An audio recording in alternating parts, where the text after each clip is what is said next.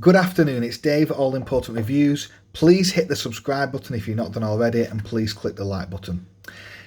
I've got with me today another unboxing of a watch that I've waited far too long to come, even though it is a bit of a controversial watch.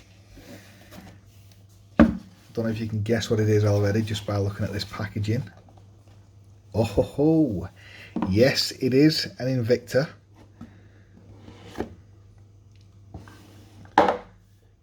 Let's have a look. Now this is the Invicta 40mm two-tone 200-meter water resist diver. Not too shabby. A little bit blingier than the other two-tone watches that I have. Now this is actually a Quartz model. I decided to opt for the Quartz model because of the availability really, and Quartz gives you know, the very reliable accuracy that obviously you cannot get on a cheap automatic. The actual model, again, that might be its list price, but I can assure you I didn't pay anywhere near that. Let's take off the coating. Let's have a look.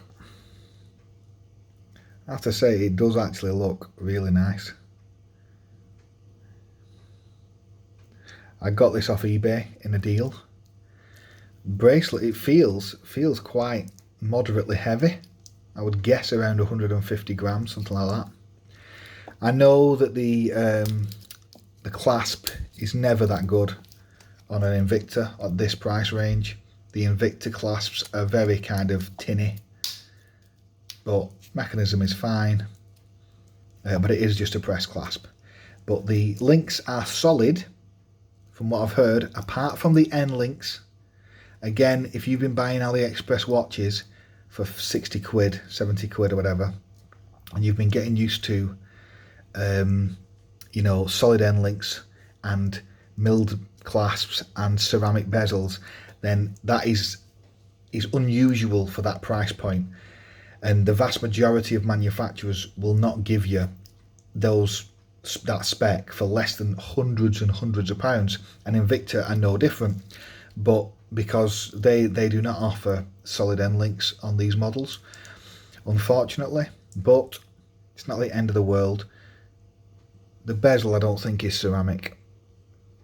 No, the bezel will not be ceramic. It'll just be some kind of aluminium. But I like the look of it, certainly. And there'll be a full review shortly. I've previously had the 43mm. I don't like the 43mm. The lugs, well, it's a 22mm watch, and sorry, bracelet, not this one. This is only, I think, 20mm. And I think this one does taper a little bit. Only moderately.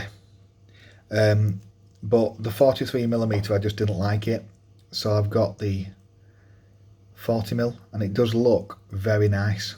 So full review will be up on the channel shortly.